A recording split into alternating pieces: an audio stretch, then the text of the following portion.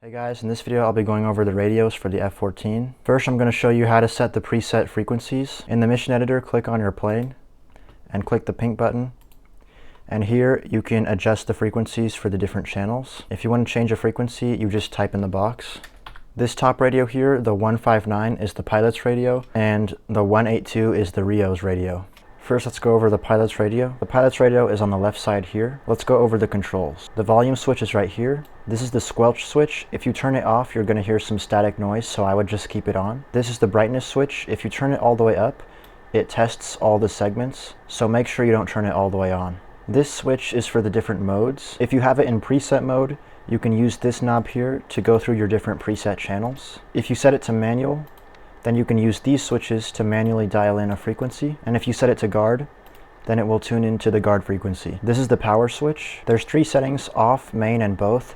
ADF doesn't do anything. If you set it to main, that's the normal mode where you can talk on the radio. If you set it to both, that will let you transmit on whatever your selected frequency is, but it will also let you listen to the guard frequency at the same time. If you hold down this switch that says tone, it will transmit a solid tone over whatever frequency you're dialed into. And if you click this switch that says load, that is how you set new frequencies into your channels. For example, I'm in preset mode right now, and you can see I'm dialed into channel 1. And if you click this knob here, I can see channel 1 is on 227. But if I want to change the frequency on channel 1, I can go to manual mode, and I can say 228, and click load.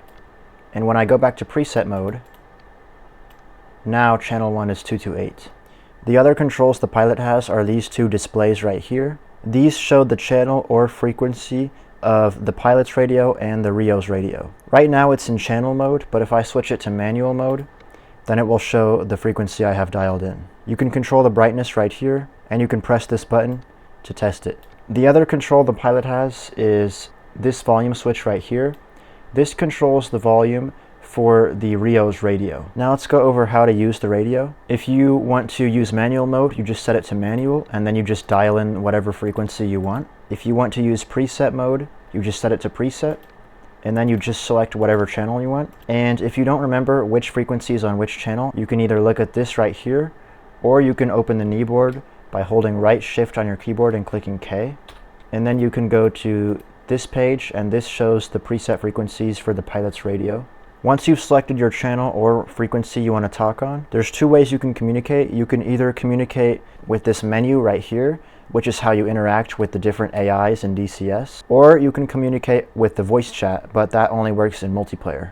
If you want to communicate with the menu, you hold right alt on your keyboard and click backslash, and this will open the menu for the ARC 159, which is the pilot's radio. You can also hold right control and click backslash, and that will open the radio menu for the ARC 182. Now once again, the pilot can't control the 182 because it's in the back seat, but he can still talk with it. The other way you can communicate is with DCS's built-in voice chat, which is how you talk to other players. To do that, you have to bind these buttons, mic button UHF1 and mic button UHF2, and make sure you bind the ones that say SRS or VoIP only. Now I can't demonstrate it here because I'm not in a multiplayer server, but you would just click that button and then you could talk.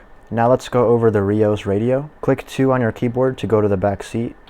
The Rio's radio is this one right here. This radio can do VHF and UHF, where the pilot's radio could only do UHF. The Rio's radio has a volume switch and a brightness knob here, just like the pilot's radio, and it also has a squelch switch. This changes the band. You can do AM or FM. In DCS, most of the time you're probably going to be on AM. This is the power switch. There's transmit receive and transmit receive guard, which work the same way as the front radio.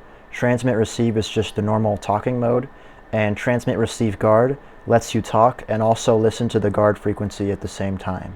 If you set the mode to direction finder, then whenever you're receiving a radio transmission, this arrow will point to where the transmission is coming from. And this screen is also in the front seat for the pilot, right here. And if you put it to test, then you have to wait around 10 seconds, and then it will illuminate all the segments in the display. And then once it does that, you can just set it to any of the other modes. With this switch here, if you have it all the way on the left, it tunes it to 243 megahertz, which is the guard frequency. If you click it to the right once, it will go into manual mode, which works exactly the same like in the front radio. You just use these switches to dial in the frequency you want. Then if you right click it again, it'll put it into guard mode. This tunes it to 243 just like in the 243 mode. The only difference is that in the guard mode, it can also be on the other guard frequency, which is 121.5. The way that you do that is that if I go to manual mode, if my frequency was in the lower band here, and then I go to guard mode, now it switches to 121.5. So when you switch to the guard mode, which guard frequency you're in depends on which bands you were previously in. If you right click it again, it goes to preset mode, and you can use this top switch here to go through your different channels. If you right click it again, it goes into read mode. And read mode basically just lets you see what frequency you have for your preset channel. For example, for channel 3, if I go to read mode, channel 3 is 260. If I go to channel 4 and then go to read mode, channel 4 is 270. And then if you go to load, that lets you change the frequency for each preset channel. For example, if I go to channel 5 and go to read mode, channel 5 is on 255, but let's say I want to change it to 256. While I'm in read mode, I'd flip this to 256, and then I'd go to load, and then I'd go back to preset. And now if I go to read, you can see now channel 5 is on 256. That was the main radio panel for the Rio, but the Rio also has this other panel here. This controls the volume for the front radio. This switch selects the lower or upper antenna, but I'm not sure if it really makes a difference in DCS. This switch that says KY doesn't do anything. And this switch that says select is how you choose which radio you want to talk on. If you have it set to UHF 1, then when the Rio presses his microphone key, he'll talk on the front radio. And if you have it set to UHF 2, then he'll talk on the back radio. The Rio's microphone key is right alt and backslash. You can see right now it's opening ARC 182, which is the back radio. But if I set this to UHF 1, and then I hit right alt and backslash again, now it shows ARC 159, which is the front radio. If you want to use DCS's built-in voice chat to talk to other people, the key binding for it is this, mic button UHF. If you want to see the preset frequencies for the Rio, you open the kneeboard again, and you go to this page here that says ARC 182, and this shows the frequencies for the Rio's radio. By the way, in the rear cockpit, there's also a repeater here that shows you what channel or frequency is selected for the front radio. Now, if you're flying alone, you can use Jester to control the back radio. You click A to open the Jester menu.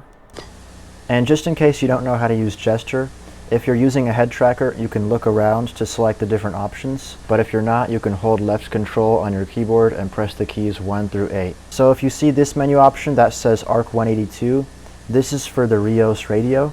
If you enter this menu, there are some different options here. You can tune to the guard frequency.